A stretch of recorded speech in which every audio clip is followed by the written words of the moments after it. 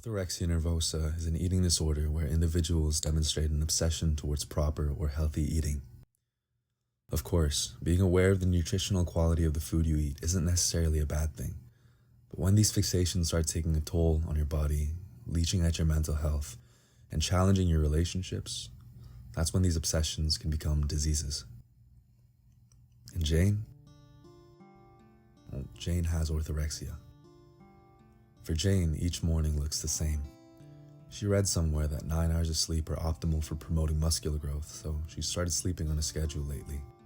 Down at 9:30, up at 6:30. Like clockwork, she wakes up, brushes the hair out of her face, and walks to the scale to find her morning weight.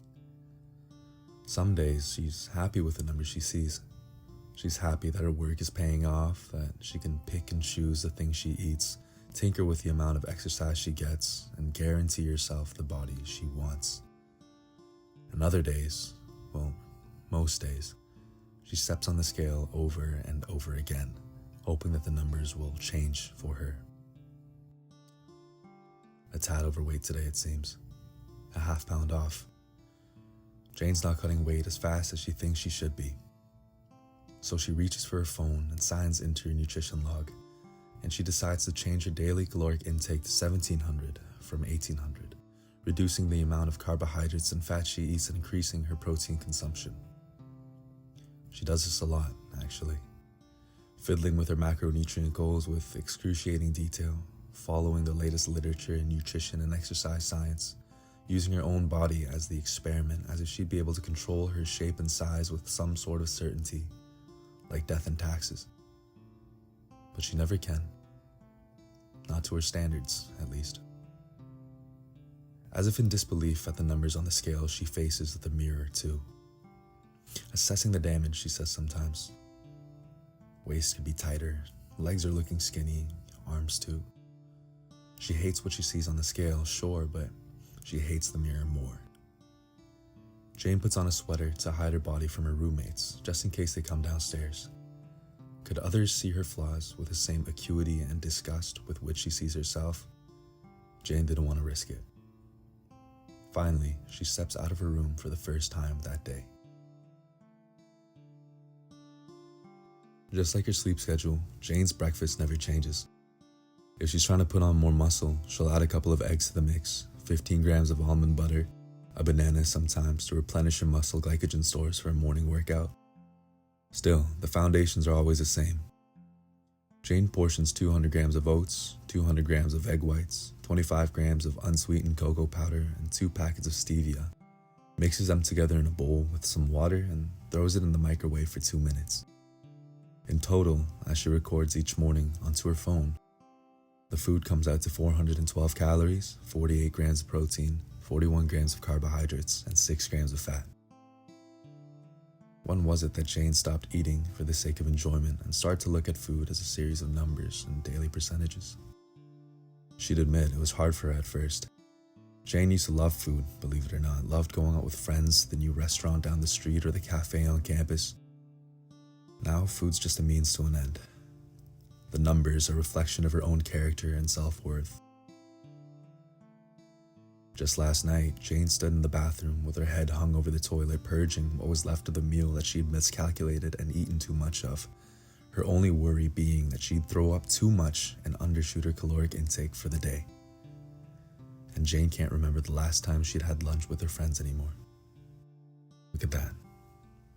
Delicious. Perfect pre-workout meal.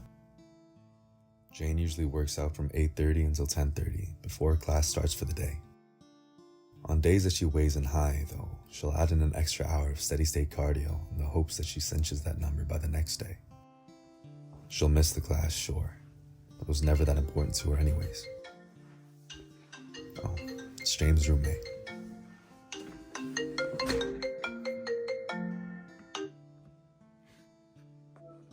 Hey, Hey, how are you? I swear I never see you anymore. has it really been that long?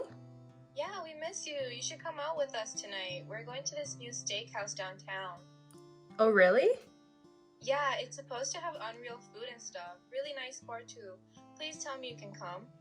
I'm so sorry. I actually have a project due tomorrow, so I wouldn't be able to make it.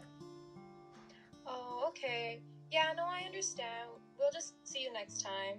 Okay, goodbye. Have a good time. You too, bye. Jane, in fact, does not have a presentation due tomorrow, nor does she have any other plans for the night. In all honesty, she wasn't at all concerned about how she was going to spend her night, who she'd spend it with, or the fact that she hadn't spent time with her friends in weeks. No. All that Jane had truly been thinking about during that conversation was how she was going to meet her macros that day. She couldn't track the food that other people cooked. There were just too many variables. How much oil did they use to cook the steak? How much butter did they use for the mashed potatoes? How much alcohol is there in this drink, and how bad is my workout tomorrow going to be because of it? Jane hadn't eaten out in months, and she knew that she couldn't start now. Her friends would have to eat without her. And after all this time, that still hurt Jane. The end of Jane's night is as routine as her mornings are. As per schedule, she starts getting ready for bed by 9 p.m. Dinner was 150 grams of white rice, 200 grams of chicken breast, and 2 cups of broccoli for the volume.